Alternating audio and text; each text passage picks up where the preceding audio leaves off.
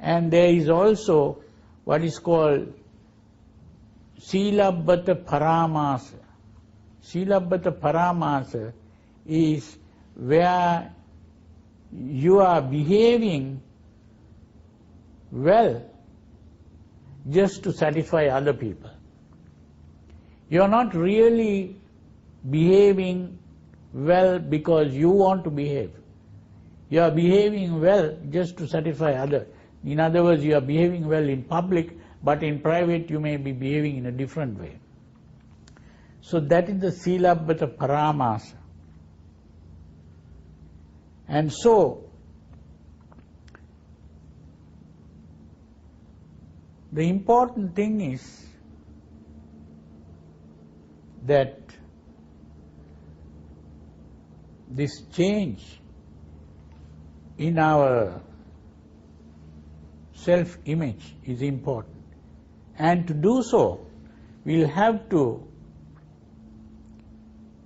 look up to what we want to be. And what we want to be becomes the ideal of perfection. And what we want to be, the Buddhist sees as the Buddha. So the Buddha becomes our goal. The Buddha is the image that we want to be. So the more we think in terms of the image that we want to be, we gradually move in that direction. So there is an image about what we are and another image about what we want to be. So the more we focus on what we want to be, and the more we appreciate that, the more we value that, the more we are drawn towards that. And this is why this word worship can be understood as it's a combination of two parts, worth and ship, worthship.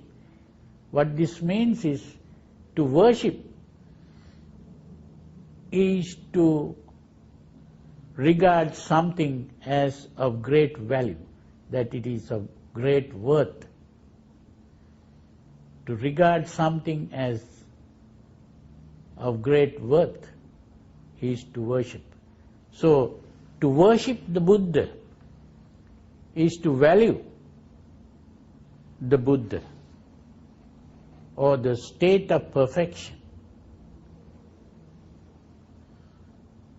This is why when a Buddhist bows to the Buddha or prostrates before the Buddha or offers gifts to the Buddha,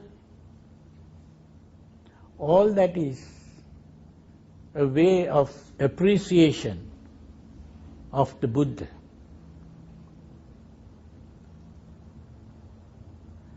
Just as a person who falls in love might start giving gifts to that person,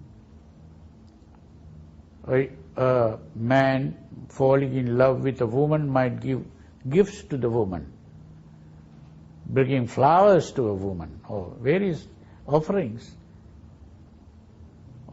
And that's a way of expressing the appreciation, how you regard something as of great value.